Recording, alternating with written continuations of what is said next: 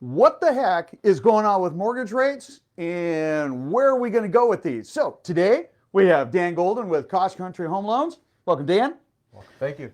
We're going to go through what to expect, what's going on, and then more importantly, how best to navigate this. And we're going to work on a little bit of a paradigm shifter to change your mindset of rate versus price, meaning home price, so that you guys can kind of break out of a little rut. Because really, are we going back down to 3% mortgage rates? No.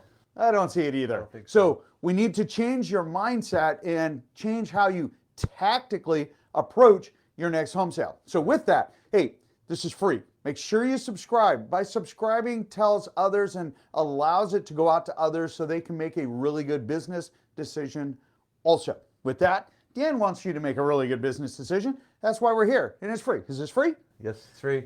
It's free. No charge. No charge. All right. So also hit the bell. That way you know when we have these little special features like with Dan, so we can go ahead and keep you informed. Dan. Yes. The feds are talking about raising their rates, but does that technically affect mortgage rates directly? It doesn't affect them directly, but it does have an effect. So it's a hard question. Okay, so let me ask more specific. So the feds are talking about, at least coming out in May, they're talking about either doing 0.25% rate, right, or a 0.5% rate, right, increasing rates. Right. Are they talking about mortgage interest rates for a home? No. Perfect. They are talking about the short-term rates that you see on car loans, credit cards, home equity lines of credit. So that is a home loan. A HELOC. A home equity line of credit, HELOC. Yep. Those you will see a direct, immediate effect upward. Okay. So as when they raise it 0.5 point, all those rates go up 0.5 point immediately. It doesn't mean the mortgage rates are going up 0.5 point. Okay, so let's rewind real quick. Okay, you just said a home equity line of credit, which is also a second mortgage in many of those circumstances. Yes, correct. Okay, is if it's not fixed, if their rate is not fixed, right, it's going to go up. Correct.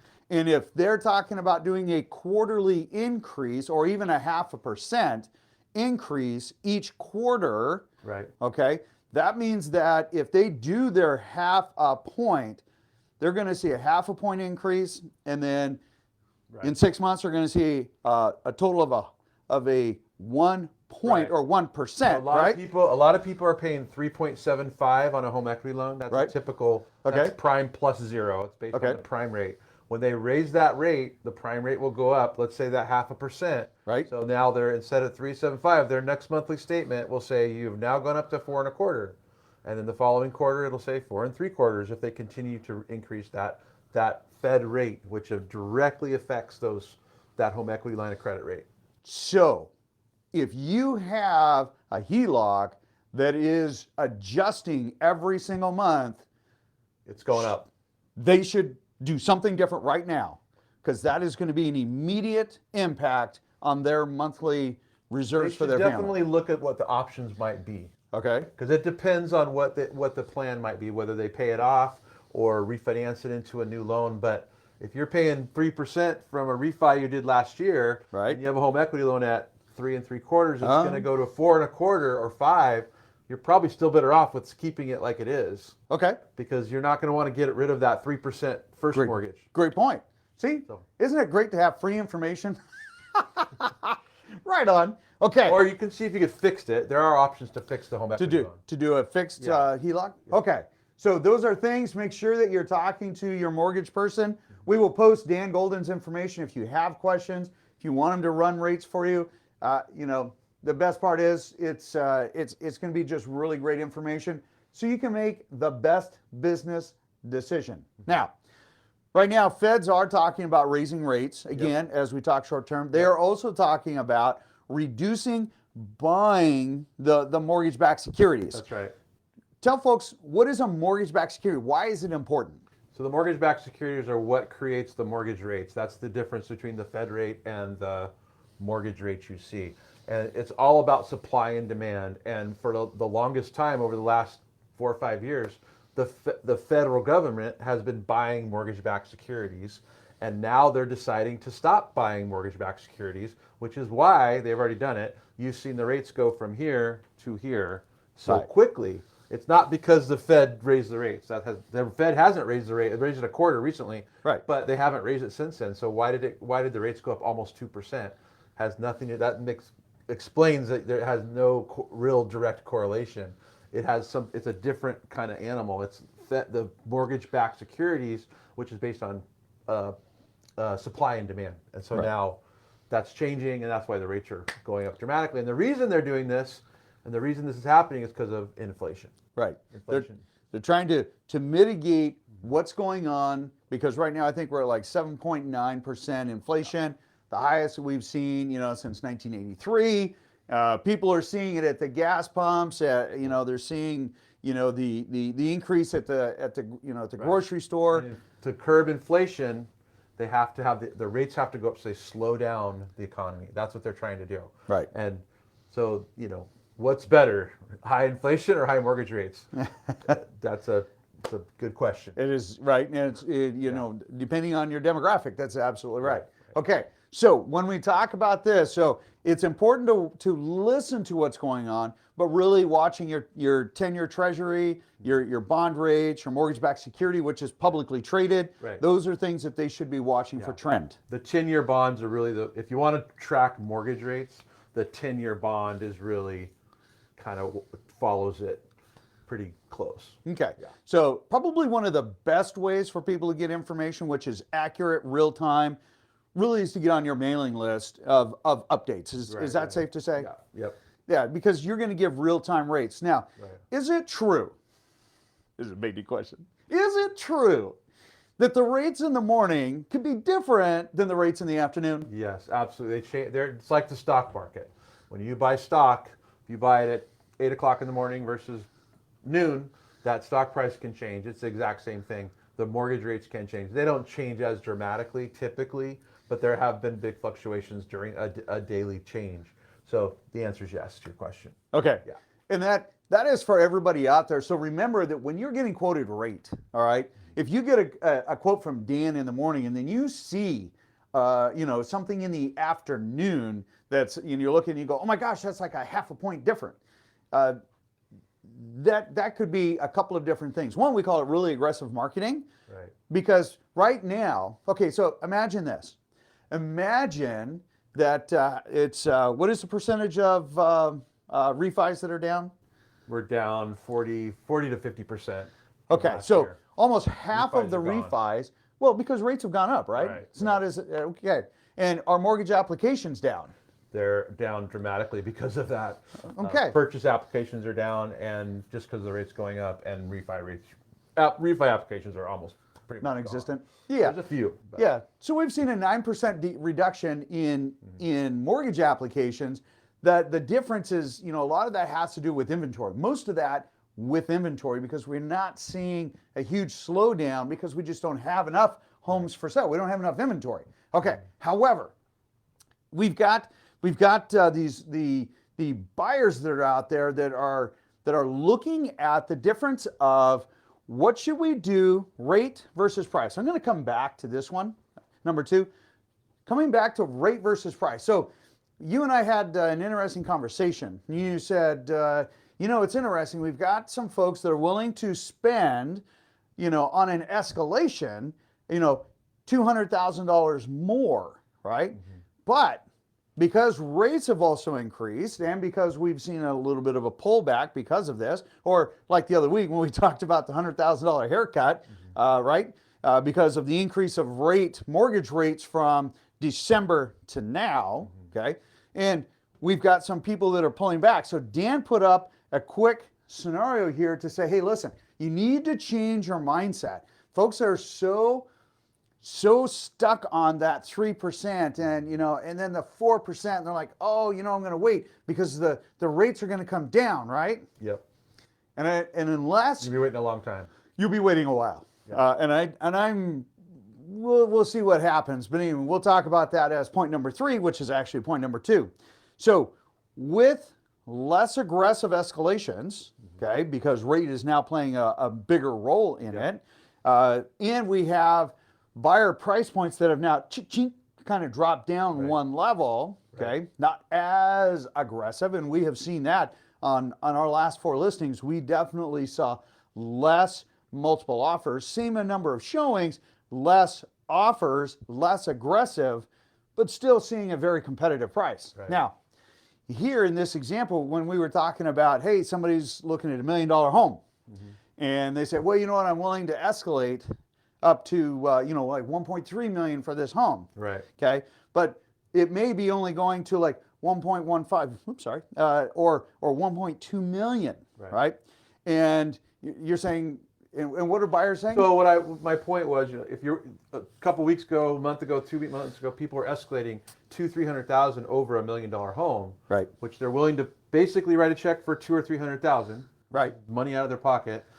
And now those escalations, from what I understand, have decreased a little bit. Maybe you're only going up 100. So you're actually saving $100,000 or $200,000 on the example we just used.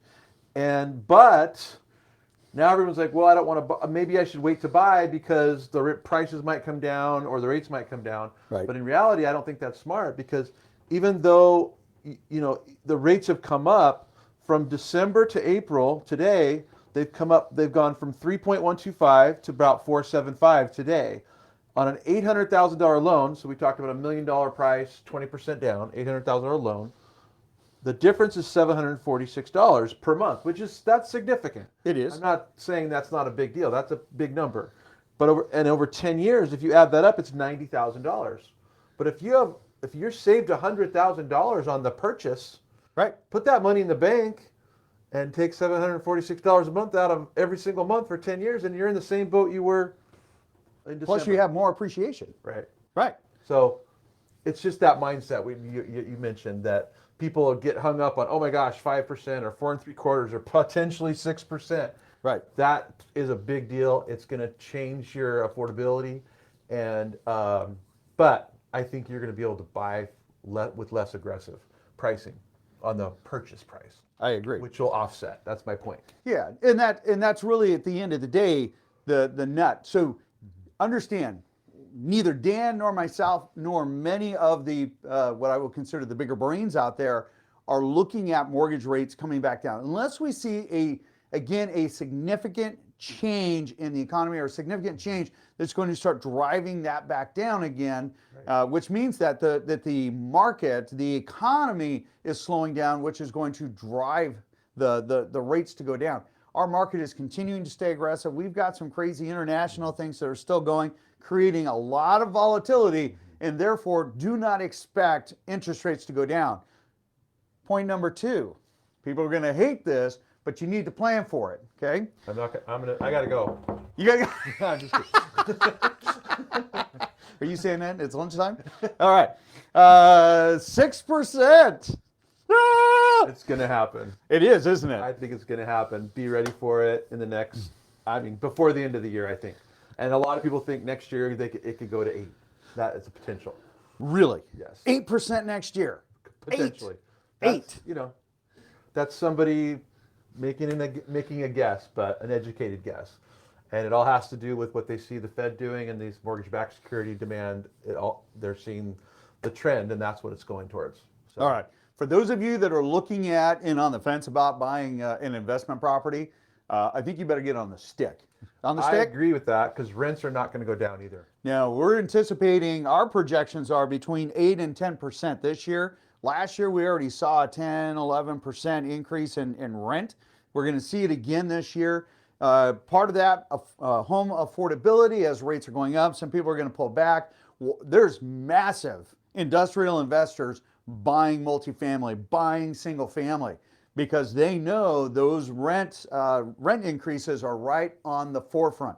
You can either catch that wave and ride it in, or you can watch that wave and ride it in. Either way, you'll be able to, you're going to see it. Just, are you going to benefit from it or just watch it? But right now, they're still competitive. There's a lot of different areas. We've got a number of investors that are becoming very successful. Become part of the group. I don't care who you're working with. Make sure that they understand rent income, it's looked at a little different, but there's a ton of opportunities still out there. Rates are still amazingly low. Compared to the history of when they started tracking rates, they're still the low end for sure. Absolutely. So I remember when I bought my first rental property, I was ecstatic. I was 9.5%. And I thought, wow, that's amazing. Yeah. You know, and I'll tell you, you know, it took an economic crisis, you know, to get it down to where it even made greater sense. So if you're concerned that you missed the boat, have they missed the boat? I don't think so. I don't think so either. Your opportunities out there are still huge. So, Dan, the outlook over the next 30 days, mortgage rates still going to kind of be They're gonna heading stay upward? pretty flat for the next 30 days. They might even inch back a little bit, just because there's been been kind of an aggressive hike up in the last couple. Most aggressive since 1983. Yeah, and so I think it might pull. I'm not saying it's going to go back down dramatically, but maybe a quarter or something in rate. So our normal bubble. Yeah, normal kind of, but for the most part, going to stay flat. And honestly, the other thing I was going to mention that you mentioned about looking at rates during different parts of the day. Right. We've seen big changes day to day. So I quote somebody, you know, Thursday, and I quote them whatever 4 3/4 or 4.5, and then they decide the next day, okay, I think I want to go for it. Okay, sorry, unfortunately, the rate just went up a quarter in rate. Right. So I have to, you know, then they have to accept that or not, but or wait it out. So there's a lot of volatility. I guess that's my main point in saying all that. Okay. You just brought up another point. For those of you that want to drop off, that's great. For those of you that want to learn how to save a little bit more money, stay on this call. All right. Here's the thing. People are kind of have this mindset. Hey, you know what, George? I don't move like I used to. You know, we used to move, you know, every 7 years. Then it went to, you know, every 10 years they move. Well, now statistically, you know, as of last year, July of last year, they stay, people, when they purchase a home, they're staying in it for 15 years and sometimes, you know, 15, 20 years. Okay. So not short term, longer term, right? Okay. Does it make sense to buy down the rate if you're going to be in a home longer term, and if you're looking at something that has a repayment of, say, like less than 3 years? Absolutely. That's a no-brainer, right? It's a no-brainer. But I would definitely want to do the math on each scenario. Okay. Because sometimes it's going to be 3 years, sometimes it's going to be 5 years. Okay. It depends on the scenario. So, but the general answer to your question is yes. Okay. I think you're going to live in a home more than really 5 or 7 years. It might make sense to pay points. Okay. The other thing about points is they are usually tax deductible in the first year, the entire amount. Oh, So there you go. If you paid 2 points on an $800,000 loan, $16,000. $16,000 that becomes a tax deduction that year on a purchase. So that might save you a little bit. Might not be costing you in reality $16,000. It might be costing you a lot less. Sure. But you get that lower rate for the long term. Right. So that's another benefit. There's another good analysis. You know what I always like about Dan is he says, you know, hey, we need to take a look at each one case by case, not just, oh yes, this is a great idea. Case by case allows you guys to get that individualized look. Does it make sense? Because there are times it just doesn't make sense, and you'll tell people that, right? And if you think you're gonna, yeah, exactly. And if you think you're gonna be in there less than 7 years, there are some programs out there that are going to become more favorable. They are the 7/1 ARM fixed rate for 7 years, and it turns into adjustable. They're not for everybody, but if you tell me, oh, I'm out of here in 5 years, it might be for you. Right now, those rates are not that much different than the fixed rates. They're a little bit better, but that's going to change. As those fixed rates go up, the ARM rates will start either staying flat, and then those rates might become a half a point or a point in rate better. And for the short-term owner, those might be beneficial. Again, that's case by case. Right. And if you wanted to give me your scenario, I could tell you this is one more option, or this is another, and this is another. And so it just depends on what your long-term goals are, really. Right on. Hey, we're going to post Dan's information. Super great information. Dan, as always, thanks for coming in. Yeah. I'll see you guys on the next video. If you have questions, feel free to ask. Watch the video. We'll post the link again. 5 questions you need to ask when getting quoted mortgage rates. Watch it. Super important. Make sure you understand that you're not being captured by marketing, right? Yes. Because marketing, hey, that's what that path I was heading down. When the When the number of opportunities dwindles, especially for, mortgage lenders, they become more aggressive with their marketing. Don't get caught in a marketing trap. Watch that video. And then call Dan. All right. I'll talk to you later. Happy Saturday.